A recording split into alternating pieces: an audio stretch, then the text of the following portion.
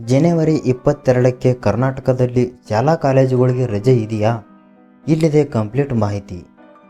ನೀವು ಚಾನಲ್ಗೆ ಹೊಸಬರಾಗಿದ್ದರೆ ಸಬ್ಸ್ಕ್ರೈಬ್ ಆಗಿ ಮತ್ತು ವಿಡಿಯೋ ಇಷ್ಟ ಆದರೆ ಲೈಕ್ ಮಾಡಿ.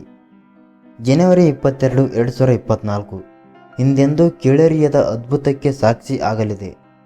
ಇಷ್ಟು ವರ್ಷಗಳಿಂದ ಅಥವಾ ಶತಮಾನಗಳಿಂದ ಕಾಯುತ್ತಿದ್ದ ಬಹುದೊಡ್ಡ ಕೆಲಸ ಜನವರಿ 22ರಂದು ನೆರವೇರಲಿದೆ. ಎಂತಹ ಜನರು ಈ ಒಂದು ಅದ್ಭುತ ಕ್ಷಣಕ್ಕಾಗಿ ಕಾದು ಕುಳಿತಿದ್ದಾರೆ. ಅದುವೇ ಶ್ರೀರಾಮ ಮಂದಿರದ ಉದ್ಘಾಟನೆ ಹಾಗೂ ರಾಮ ಮಂದಿರದಲ್ಲಿ ಶ್ರೀರಾಮನ ಪ್ರಾಣ ಪ್ರತಿಷ್ಠಾಪನೆ. ಈಗಾಗಲೇ ಮನೆಗಳಲ್ಲಿ ಶ್ರೀರಾಮ ಮಂದಿರ ಉದ್ಘಾಟನೆಯ ಬಗ್ಗೆ ಕುತೂಹಲ ಮೂಡಿದೆ. ಸಾಕಷ್ಟು ಮನೆಗಳಿಗೆ ಜನರು ಹೋಗಿ ರಾಮ ಮಂದಿರ ಉದ್ಘಾಟನೆಯ ದಿನ ದೀಪ ಹಚ್ಚುವಂತೆ ಅಥವಾ ದೀಪಾವಳಿ ಮಾಡುವಂತೆ ಸೂಚನೆ ನೀಡಿದ್ದಾರೆ. ಈ ಐತಿಹಾಸಿಕ ಕ್ಷಣಕ್ಕೆ ಪ್ರತಿಯೊಬ್ಬರೂ ಸಾಕ್ಷಿಯಾಗಬೇಕು ಎನ್ನುವ ಕಾರಣಕ್ಕೆ ದೇಶದ ವಿವಿಧ ರಾಜ್ಯಗಳಲ್ಲಿ ಶಾಲಾ ಕಾಲೇಜುಗಳಿಗೆ, ಸರ್ಕಾರಿ ಕಚೇರಿಗಳಿಗೆ ರಜೆ ಘೋಷಣೆ ಮಾಡಲಾಗಿದೆ. ಒಂದು ವೇಳೆ ಅಯೋಧ್ಯೆಗೆ ಹೋಗಲು ಸಾಧ್ಯವಾಗದೇ ಇದ್ದಲ್ಲಿ ಮನೆಯಲ್ಲಿಯೇ ಕುಳಿತು ಅಯೋಧ್ಯೆಯ ಉದ್ಘಾಟನಾ ಸಮಾರಂಭವನ್ನು ಮಾಧ್ಯಮಗಳ ಮೂಲಕ ನೋಡಿ ಶ್ರೀರಾಮನ ಭಕ್ತಿಗೆ ಪಾತ್ರರಾಗಬೇಕು ಎಂದು ಸರ್ಕಾರ ಮಾಹಿತಿ ನೀಡಿದೆ. ಕರ್ನಾಟಕದ ಶಾಲೆಗಳಿಗೂ ರಜಾ ಇದೆಯಾ?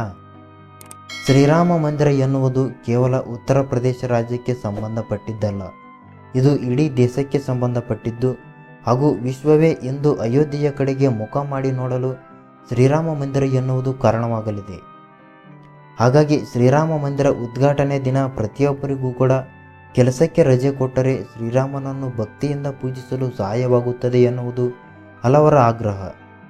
ಹಾಗಾಗಿ ಇತರ ರಾಜ್ಯಗಳಂತೆ ಕರ್ನಾಟಕದಲ್ಲಿಯೂ ಕೂಡ ಜನವರಿ 22 ಸಾರ್ವತ್ರಿಕ ರಜೆ ಘೋಷಣೆ ಮಾಡಬೇಕು ಎಂದು ಮನವಿ ಸಲ್ಲಿಸಲಾಗಿದೆ.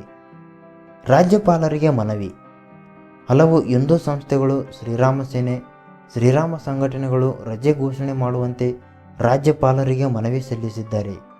ಅಯೋಧ್ಯೆ ರಾಮ ಮಂದಿರ ಲೋಕಾರ್ಪಣೆಗೆ ಮಕ್ಕಳು ಕೂಡ ಸಾಕ್ಷಿಯಾಗಬೇಕು. ಹಾಗಾಗಿ ಅವರಿಗೂ ಕೂಡ ರಾಜ್ಯದಲ್ಲಿ ಜನರಿಗೆ 22ಕ್ಕೆ ರಜೆ ಘೋಷಿಸಬೇಕು ಎಂದು ಮನವಿಯಲ್ಲಿ ತಿಳಿಸಲಾಗಿದೆ.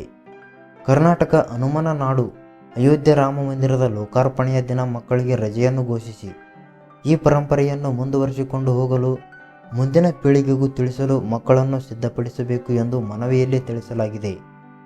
ಒಟ್ಟಿನಲ್ಲಿ ಕರ್ನಾಟಕ ರಾಜ್ಯದಲ್ಲಿಯೂ ಕೂಡ ಜನವರಿ 22 ಶಾಲಾ ಕಾಲೇಜು ಹಾಗೂ ಸರ್ಕಾರಿ ಕಚೇರಿಗಳಿಗೆ ರಜೆ ಘೋಷಣೆ ಮಾಡಲಾಗುತ್ತದೆಯೇ ಇಲ್ಲವೋ ಎಂಬುದನ್ನು ಕಾದು ನೋಡಬೇಕು.